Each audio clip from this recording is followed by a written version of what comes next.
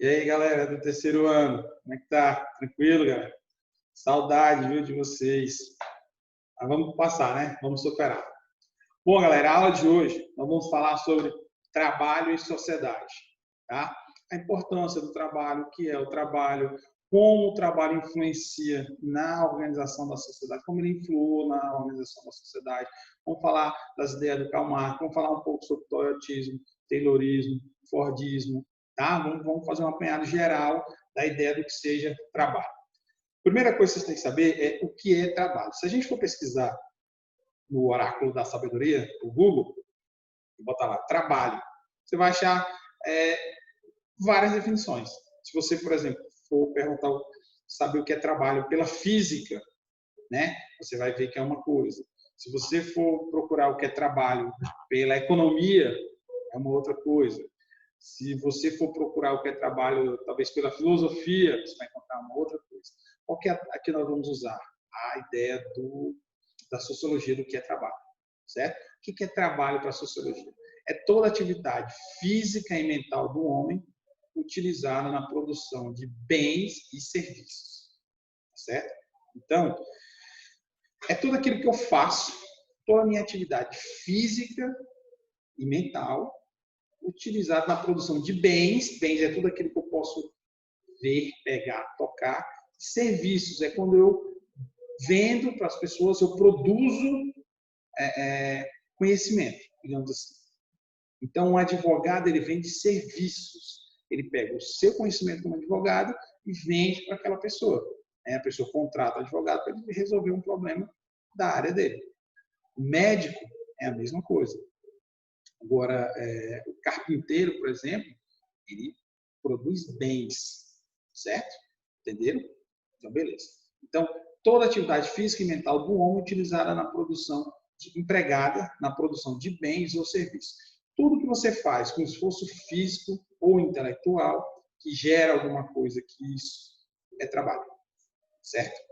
Por que físico e mental? Nós não vamos encontrar um trabalho que seja 100% físico, um trabalho que seja 100% mental, intelectual, certo? Por quê? Porque não existe. Simples, tá? O trabalho é a soma dos dois. Agora, o que existe é trabalho que é prioritariamente físico ou trabalho que é prioritariamente intelectual. Professor, é um trabalho prioritariamente intelectual, mas tem um esforço físico. Eu tive que subir essas escadas aqui, certo? Eu tenho que estar aqui nessa cadeira, eu tenho que ter algum esforço, certo? Por mais que você esteja pensando, mas foi Fernandinha, esforço pouco, mas teve algum esforço, certo? E você tem também, sei lá, um cara que trabalha na roça, né? O cara que fica lá limpando a roça, plantando. O trabalho dele é muito mais físico do que intelectual, mas tem trabalho intelectual, tem que saber como fazer. Antes de fazer, tem que saber como fazer, tem que saber o que ele vai plantar. É para abrir um buraco de 3 metros e jogar uma semente. Não vai adiantar, certo? Então, é só para vocês entenderem o equilíbrio entre físico e intelectual. Tá? Então, trabalho é toda atividade física, mental ou intelectual do indivíduo empregada na produção de bens ou serviços. Beleza? O trabalho da história, né, dele passou por partes. Tá? Eu vou abrir o slide agora para ficar mais prático, para vocês acompanharem. Beleza? Então, vamos lá. Trabalho e sociedade. O que é trabalho? É toda atividade física ou mental do homem empregada na produção de bens e serviços. Isso aí já está claro. A história do trabalho. Então, como eu estava falando, o trabalho, em determinado momento da história, ele foi ruim. Em determinado momento da história, ele foi feio, ele foi, digamos assim, impuro, impróprio, até chegar nos dias de hoje, né? Que o trabalho é algo que dignifica o homem, é algo que faz com que o homem se sinta útil e que a sociedade o veja como útil, certo? Porque o indivíduo que não trabalha, ele é visto pela sociedade como um fardo, como um peso. Então, por isso que todo mundo, em algum momento, vai receber esse tipo de cobrança. Você tem que trabalhar. Você vai trabalhar. E aí não necessariamente trabalho tem a ver com ganhar dinheiro, tá? Especificamente. Existe o trabalho que é pago para você fazer, e existe trabalho que é voluntário. Então, você trabalha numa instituição, numa ONG, uma instituição não governamental, numa instituição filantrópica, e eu não tenho salário para fazer isso, eu vou lá porque eu gosto, porque eu quero ajudar, é um trabalho. Mas não é remunerado, você não ganha para isso, mas também é um trabalho. Por que eu gosto de frisar isso? Para a gente não ficar com aquela ideia de que trabalho é tudo que eu faço para ganhar dinheiro. Não. Produzir bens ou serviços. Não necessariamente você vai vender esse bens ou esse serviço. Beleza? Tranquilo? Então, por exemplo, na Bíblia, se a gente pegar uma interpretação, né, e aí é só uma interpretação da Bíblia, Deus deu tudo para Adão e Eva, né? Criou o mundo, o paraíso, deu tudo para Adão e Eva e pediu que eles o obedecessem. A partir do momento que eles desobedeceram, foram banidos do paraíso por Deus e sentenciados a viver do suor, do esforço, do trabalho, do seu suor, do seu esforço, do seu trabalho. Então, ali tem uma interpretação, né? Algumas pessoas fazem essa interpretação, de que foi a ideia do trabalho como uma punição, era um castigo. Certo? Se Adão e Eva tivessem mantido o que Deus tinha determinado para eles, provavelmente um de nós teria um trabalho hoje. Certo? Na mitologia também tem um mito, tem vários mitos sobre o trabalho. Né? Acho que Sísifo, se eu não estou enganado, né? Que era muito ruim, morreu, chegou no Tártaro, foi mandado, fugiu. Depois Zeus deu um jeito de dar um fim nele de novo, ele foi de novo. O Tártaro chegou lá e falou assim: aqui não dá, pode voltar, porque pensa no indivíduo que era gente boa. Né? E aí o que Zeus fez? Colocou ele numa ilha, né? E colocou uma pedra bem grande nessa ilha. Ele falou assim: você tem que ir até o final do nascer do sol ao pôr do sol, você tem que empurrar essa pedra até o topo desse muro. Se você chegar lá antes do pôr do sol, você está livre. E aí fica no mundo, fala o que você quiser no mundo. Né? E aí a punição de Sísifo foi justamente isso. Ele ficou empurrando essa pedra, uma pedra muito grande, muito pesada. Ele tinha força, né? Conseguia empurrar. Só que quando ele chegava lá em cima, o sol já tinha ido embora. Né? E aí ele desfalecia, desmaiava. Quando ele acordava de manhã, estava lá embaixo de novo, ele e a pedra. E ele ficou fazendo isso pela eternidade. Provavelmente agora deve estar fazendo isso também ainda. Então, se você está assim nessa aula à noite, ele está dormindo, desmaiado. Beleza? Então, era só essa é uma ideia para você entender que o trabalho foi ganhando, né, digamos assim, essas características. Depois, né, e aí quando nós começamos a viver em bandos, não é nem em sociedade, né, começamos a formar grupos, né, os homens eram caçadores e coletores, isso aí você já sabe. Então, ali começa algum tipo de trabalho, algum tipo de relação. Né? Até então, ou melhor, não tinha relação que era... Não, na verdade tinha. Tinha uma relação de trabalho com o grupo que ele fazia parte. Certo? Então, a partir dali, o trabalho tem uma outra função, mas, né, mantinha essa ideia de que ainda era algo ruim. Se você pegar na Grécia Antiga, usava o modo de produção escravista, está aí no slide, né? Quem que eram os escravos? Geralmente eram prisioneiros de guerra. Para eles ficavam fazer o que? Trabalho. Os gregos, os importantes, se dedicavam às artes, à filosofia, às ciências, né, aos estudos. E os escravos eram responsáveis pela produção, eram responsáveis por fazer um trabalho, digamos assim, mais pesado, o trabalho em si, né, a produção, o trabalho braçal, digamos assim, mais físico. Certo? Isso perdurou durante algum tempo. Na Idade Média, com o modo de produção feudal, né, que era um modo de produção agrícola, mudou essa relação de trabalho. Já não era mais de escravidão, era de servidão. E aí tem uma diferença entre os servos e os escravos. Né? Os escravos não tinham direito nenhum, né, a nada, as condições não tinham, e os servos tinham, eles tinham uma parte, né, eles recebiam, não era um salário ainda, mas era algo parecido. Eles tinham uma parte daquilo que eles produziam, então eles se esforçavam para trabalhar e recebiam algo em troca, uma parte pequena, é verdade, certo? A partir dali, né, com o desenvolvimento do modo de produção feudal, surgiram os burgos. O que eram esses burgos? Eram centros comerciais, era uma feirinha, né, para ficar assim mais claro para vocês. Era uma feirinha, em que nessa feira, nesses centros comerciais, eram vendidos os produtos que eram produzidos pelos servos e que tinham como dono os senhores feudais, certo? Só que com o tempo, esses burgos foram crescendo. Os burgueses, que eram chamados, os que vendiam lá, os que trabalhavam lá, os que ganhavam dinheiro lá, eles começaram a perceber que era um negócio muito bom. E aí entra em conflito também na questão da religião. Por quê? Porque a Igreja Católica condenava o lucro, né? Era pecado, era usura, condenava o lucro. A Igreja Protestante, as igrejas protestantes, né, tiveram um papel muito importante nessa expansão da burguesia justamente por isso. Porque os burgueses perceberam que era um negócio muito lucrativo, a Igreja Católica travava tudo, né, não deixava, e ao mesmo tempo que a coisa acontecia, e foi o fim do feudalismo e o início do capitalismo, né? E a coisa continuava acontecendo, os burgueses começaram a perceber que tinham muito dinheiro, ganhavam muito dinheiro aquilo ali, era um negócio lucrativo, e começaram a se opor aos mandos e desmandos dos senhores feudais.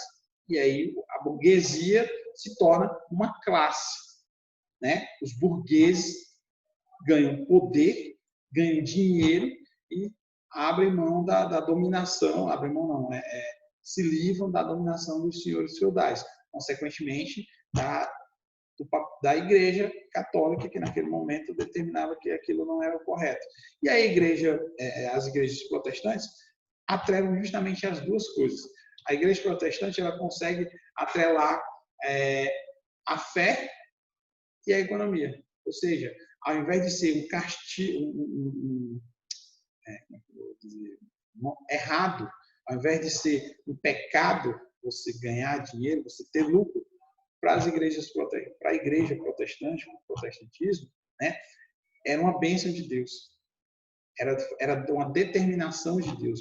Então, se esse indivíduo está ganhando dinheiro, se ele está prosperando na vida dele, é uma determinação de Deus. E aí junta tudo, né? Junta a ideia de Deus e os homens seguindo a Deus e os homens mantendo os seus comércios, mantendo a burguesia, mantendo suas relações comerciais a partir dali, certo? Então, as igrejas protestantes tiveram um papel muito importante na expansão da burguesia, né, na Europa e pelo resto do mundo. Beleza? Tudo tranquilo até agora? Então, beleza.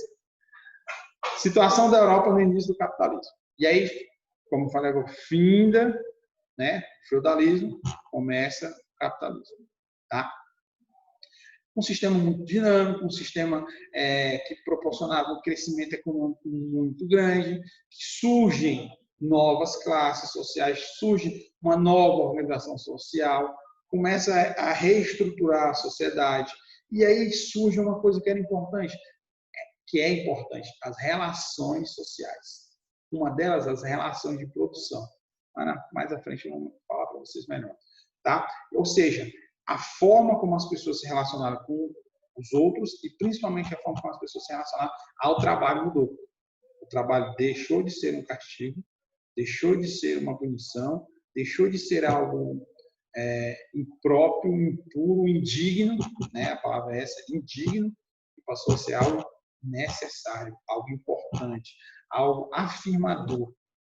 Certo? O indivíduo trabalhava, ele produzia, ele era útil para a sociedade, ele era útil para si, então ele fazia parte da sociedade agora, de uma forma diferente. Certo? Ou seja, o capitalismo muda as relações de produção, mas também muda a organização da sociedade. Surgiu, por exemplo, a classe média surge, né, nesse momento do desenvolvimento do capitalismo. Certo? Em meio a tudo isso, surgiu Karl Marx. Apareceu Karl Marx. Certo? Karl Marx era burguês. Certo? E que, ao observar, né, imaginei o crescimento da produção, né, a industrialização, a mecanização das coisas, né, a revolução de produção, da forma de produção, a revolução industrial no auge, né? E aí surge Karl Marx. Quem era Karl Marx? Era um burguês, certo? Que tinha uma visão da sociedade diferente da maioria. Começou a observar que aquele desenvolvimento do capitalismo, aquela forma como o capitalismo se estruturava, como ele se desenvolvia, era uma forma desequilibrada, certo? Então, por exemplo, ele observava, aí no slide, as condições de sobrevivência da população chamou a atenção de Karl Marx, ou seja, as condições que as pessoas viviam, o tempo que as pessoas trabalhavam, horas, 14, 16 horas de trabalho diário, homens, mulheres, crianças, todo mundo era envolvido em condições desumanas, muitas vezes, em condições de não execução do trabalho correto, de insegurança, né? Ambientes nem um pouco saudáveis. E aí aquilo acabou criando no Karl Marx a aversão ao capitalismo, certo? E aí ele determina, né, faz uma crítica ao sistema capitalista, dizendo que é um sistema cruel e transitório, que nos levaria ao socialismo e ao comunismo. Sistema perfeito, pois inverte a ordem social. O que ele defendia? Que o sistema capitalista era cruel, que o sistema capitalista era desequilibrado, e o sistema capitalista seria apenas o caminho para se chegar ao socialismo, consequentemente ao comunismo. Certo? A ideia de que os trabalhadores, sempre a ideia do Karl Marx é essa, os trabalhadores eram explorados pelos donos do meio de produção, certo? Que eram os burgueses. Aos donos do meio de produção, os patrões, ele deu o nome de burgueses. Aos donos da força de produção, que eram os trabalhadores, ele deu o nome de proletariado, certo? Então, a crítica que ele fazia era que era um sistema cruel, mas que ele não ia se perpetuar. Por quê? Porque ele seria apenas um processo de transição para o socialismo e, consequentemente, para o comunismo, certo? Que seria o sistema perfeito, porque a ideia do comunismo, né, do socialismo, era que o papel, a ordem social se invertesse. Quem comandava a sociedade não seriam mais os burgueses, iria ser o proletariado. A partir do momento que o proletariado, que os trabalhadores dominassem a sociedade, organizassem a sociedade, né, criariam um sistema perfeito. Por quê? Porque, na visão do Karl Marx, como eles foram explorados, quando eles chegassem ao poder, eles não explorariam, eles equilibrariam a sociedade. Chegaria numa sociedade igualitária, que seria depois a cereja do bolo, que seria o comunismo. Beleza? Tranquilo? E aí, aqui tem alguns pontos que ele determina como crítica de Karl Marx. Primeiro, a mais-valia. O que é essa mais-valia? É o tempo a mais trabalhado. Então, para o Karl Marx, um indivíduo que trabalhar 6 horas por dia, né, o que ele produz trabalhando 6 horas por dia seria suficiente para ele ter a vida necessária. O que ele produz em 6 horas é suficiente para a empresa ter lucro, para a empresa vender, para ele sobreviver, para ele receber o dinheiro, para ele comprar os alimentos, enfim, para ele ter uma vida normal. Só que a carga horária, hoje ainda, né, é de 8 horas. Essas 2 horas a mais, o Karl Marx dizia que o trabalhador não recebia por elas. O que ele produzia nessas 2 horas a mais, ele não recebia. É o que ele chamava de mais-valia, ou seja, mais tempo trabalhado, maior produção e a recompensa não, o salário era menor do que ele deveria. Isso gerava, né, apropriação privada, ou seja, aquele lucro de 2 horas, aquele trabalho de 2 horas, era exclusivamente para o patrão, para o burguês, que é o que ele chama de apropriação privada. Ou seja, ele pegava para si um direito que era do trabalhador. E aí surge a ideia da exploração a partir daí. Certo? E para que ele ficava com essas 2 horas a mais? Acúmulo de capital, certo? O acúmulo de capital, ou seja, ter mais dinheiro para poder investir mais e, consequentemente, poder ganhar mais. Então, sempre que falarmos sobre a questão do Karl Marx e a sociedade, o trabalho, lembre-se que para o Karl Marx o trabalhador era explorado pelo burguês através da mais-valia, que gerava uma acumulação de capital, certo? Que, consequentemente, ele chamou de apropriação privada. De mais-valia e acumulação de capital, apropriação privada. Beleza? Outro conceito importante na visão do Karl Marx, né, era o materialismo histórico, relação entre força produtiva e mudanças sociais. Ou seja, as classes sociais, a organização da sociedade, ela está ligada ao modo de produção, certo? O papel, por exemplo, que o indivíduo desempenha no processo de produção, ele se reflete no papel que o indivíduo desempenha na sociedade, na função que ele desempenha na sociedade, no papel, na classe social, para ser mais claro, na classe social. O papel que o indivíduo representa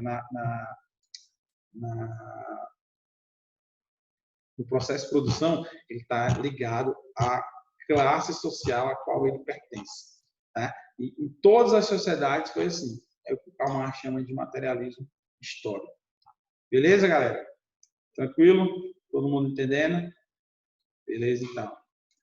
Vamos lá para a próxima. Conceito de classe social. A sociedade ela é dividida em estratos, certo? Em classes sociais. Essas classes sociais elas são determinadas por várias questões, por vários aspectos. Mas, talvez o aspecto mais fácil de ser compreendido e também o mais visível para todos nós, né, é a questão econômica. É a divisão das classes sociais, a divisão das pessoas de acordo com o seu poder econômico.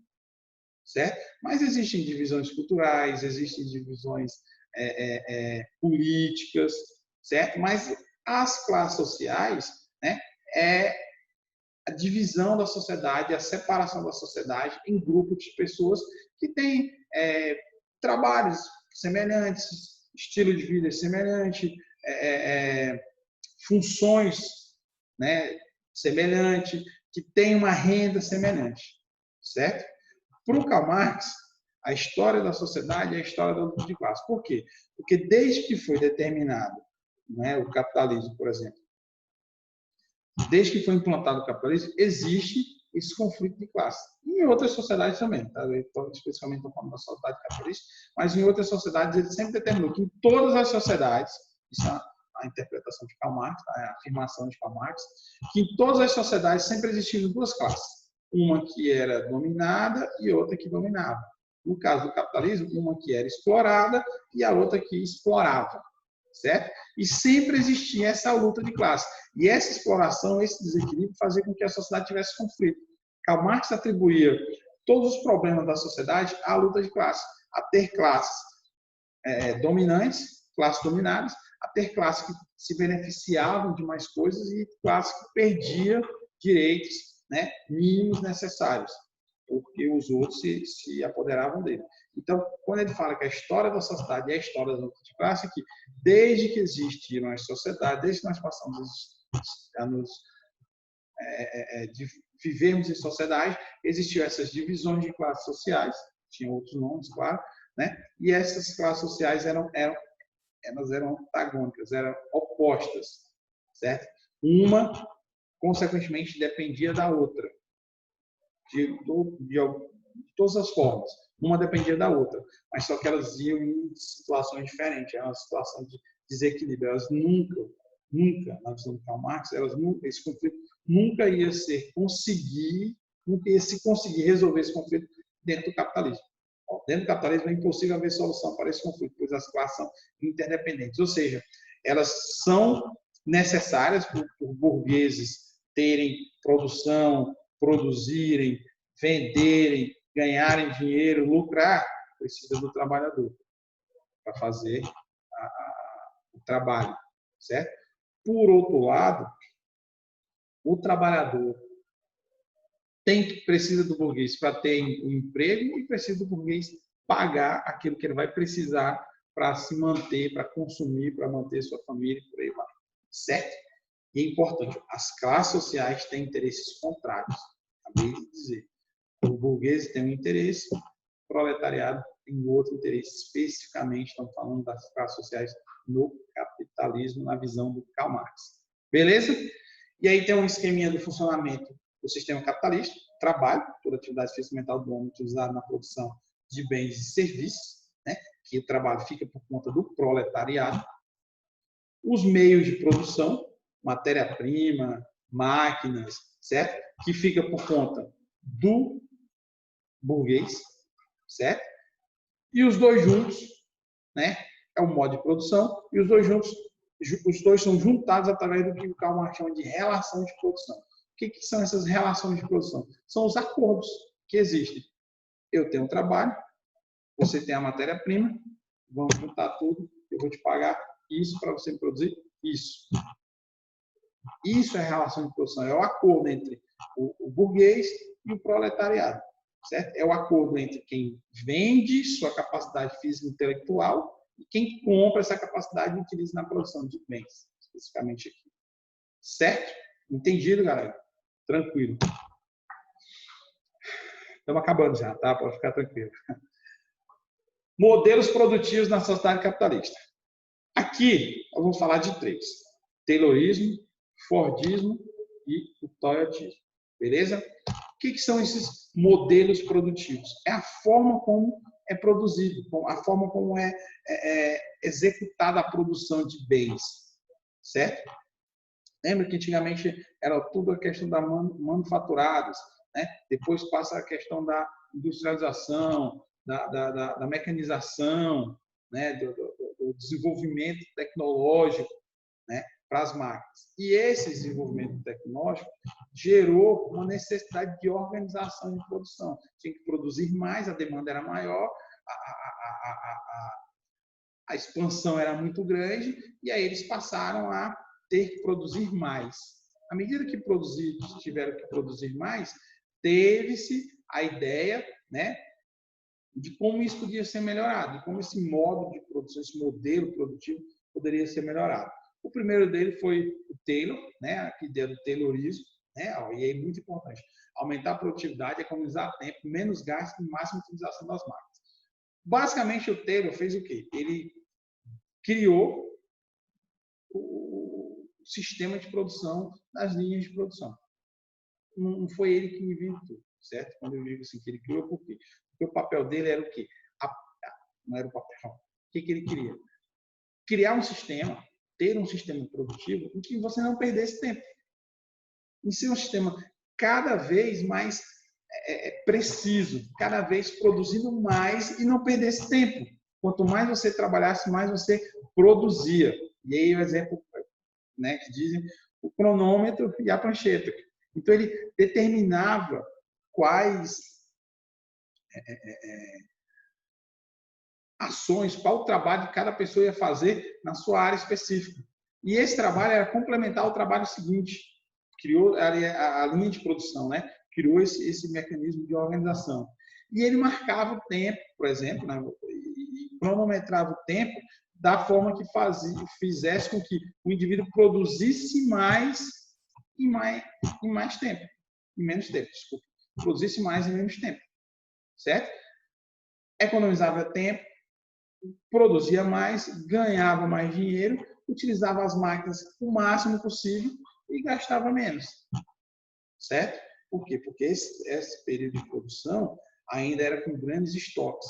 Eles estocavam muita matéria-prima para poder executar as ações. Beleza? Qual que era a crítica que se faz ao Taylorismo? O funcionário, ele não evoluía. Né? Ele apenas obedecia, tinha a opção de obedecer passivamente. Ele não participava do processo, ele não dava sugestões.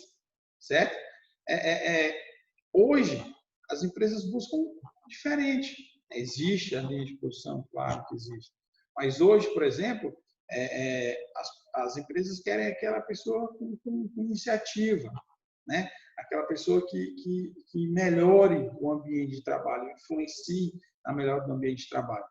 E o Taylor tinha essa ideia de criar o sistema, digamos assim, perfeito, o sistema organizado, o sistema que não desperdiçasse nada. E é a base inclusive por Ford, Henry Ford, certo?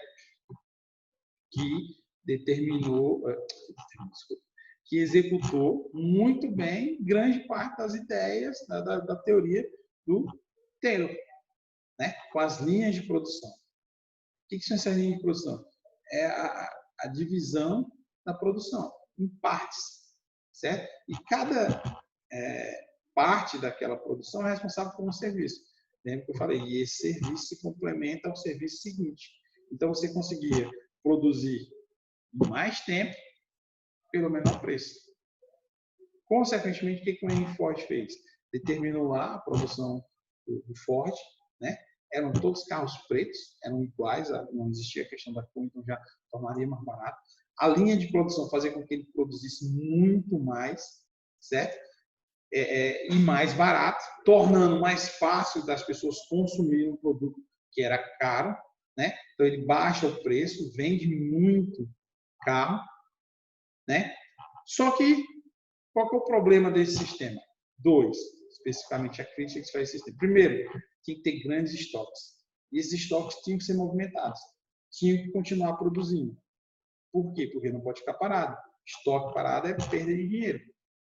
Certo? Então, tinha que investir muito, tinha que ter muito capital, muito dinheiro para comprar a matéria-prima e continuar produzindo o tempo todo. A segunda era que, à medida que ele foi produzindo muito, né, também foi saturando o mercado. Quem podia comprar, comprava. Quem não podia, não era questão mais do preço que estava, era para algumas pessoas. E aí começou a saturar o mercado também. E aí ficou muito difícil para ele manter. Por quê? Diminui o consumo, a produção tem que se manter no mesmo nível, porque os estoques estão cheios, consequentemente o custo vai aumentar. Por quê? Porque ele não vai conseguir vender, vai estocar o produto pronto e tem que girar esse produto, tem que fazer dinheiro, e ele ia produzindo, ia criando o produto, mas não entrava o dinheiro de volta, ele não vendia esse produto para o capital voltar. E aí começou a ficar mais caro manter a fábrica da forma que foi. Mas é um sistema usado muito hoje ainda. É um sistema mais organizado, é um sistema de linha de produção, em que cada indivíduo tem uma tarefa, tem uma função, e à medida que a linha de produção vai andando, aquelas tarefas vão sendo feitas e no final da linha de produção o produto está pronto, testado, aprovado e manda brasa. Beleza? E o último é o toyotismo, Taishono, modelos produtivos na jornada capitalista, certo? Toyotismo, produção flexível. O que é essa produção flexível? Por exemplo, se você chegar hoje numa loja de alguma montadora que use o toyotismo, vamos usar a Toyota, por exemplo, né? E você chegar lá agora e pedir, eu quero comprar um carro, modelo da Toyota, dificilmente aquele carro vai estar em pronta entrega para você. Dificilmente. Em outras revendedoras de carros, né, em outras montadoras, você consegue. Menos complicado, porque eles sempre têm estoque. Os pátios são sempre cheios. Mas essa produção flexível era a produção de acordo com a demanda. Então, se você pede um carro, você quer comprar um carro lá na Toyota, muito provavelmente aquele carro ainda nem esteja produzido. E eles geralmente pedem uns dias, ó. Seu carro chega em 15 dias, 10 dias. Se tiver numa cidade próxima, os caras vão lá, buscam, traz. Pode acontecer, mas geralmente quando você pede, esse carro não foi produzido ainda. E ele vai, esse tempo que eles te pedem é para que a fábrica produza o carro. Aí você, poxa, mas eu olho lá as imagens na TV, a fábrica da Toyota não para. Estão produzindo os carros, estão vendendo. Eles não produzem muito mais do que eles podem vender. Dificilmente nós vamos ver pátios de montadoras que usam o sistema do toyotismo cheios, certo? Dificilmente. Só uma crise e aí eles conseguem fazer essa produção flexível. Outra coisa muito importante, qualificação de funcionários e multifuncionais. Ou seja, ao invés de ter aquele sistema de o indivíduo fazer uma coisa só, o indivíduo faz mais de uma coisa. Ele faz várias funções. você diminui o custo, são menos pessoas fazendo o trabalho, né? Diminui o seu custo, a produção vai se manter, certo? E a empresa vai continuar funcionando. Outra questão, né, é a automação, e isso é muito importante, cara. A automação industrial. Alguns serviços vão sendo substituídos, as pessoas vão sendo substituídas por máquinas. Precisão, né? A precisão das máquinas, a forma, você conseguir diluir esse custo da máquina com os salários, ou seja, que você pagaria por algum tempo para os funcionários, você vai utilizar para comprar essa máquina, ela vai fazer a parte do trabalho a mesma que um ser humano fazia, né? Vai fazer a função talvez até mais precisa, certo? E aí você altera também a forma da produção, né? As relações de produção. Você consegue, por exemplo, imaginar que existem empresas, e aí eu dei o exemplo, galera, da Toyota, mas tem várias empresas de outros ramos que não são da montadoras, né? Que tem linha de produção. Eletrodoméstico, por exemplo, tem linha de produção. Tranquilo. Então, você consegue criar uma forma uma relação de produção diferente. Você não precisa mais ter o funcionário o tempo todo na sua empresa. Você pode contratar, por exemplo, temporário. Então, tu imagina aí que uma fábrica de brinquedos, né? Ou não, uma fábrica de chocolate, né? Na época da Páscoa, em algum momento específico, ela tem uma demanda muito maior. Ela vai lá e contrata mais funcionários. Depois que aquela demanda baixa, a quantidade de pedidos diminui, eles também tiram esses funcionários, diminuem os seus custos.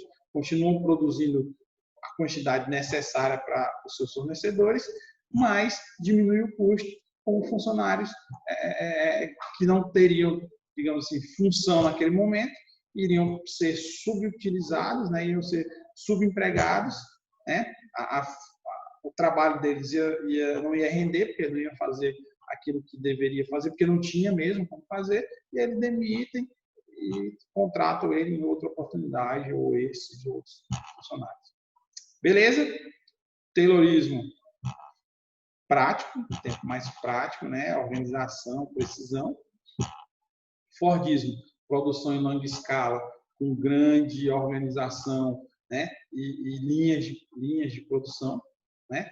E Toyotismo, produção mais flexível, de acordo com a demanda, de acordo com a necessidade. Beleza, então, galera?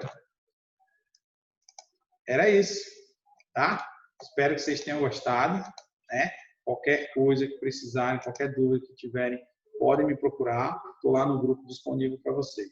Tá bom?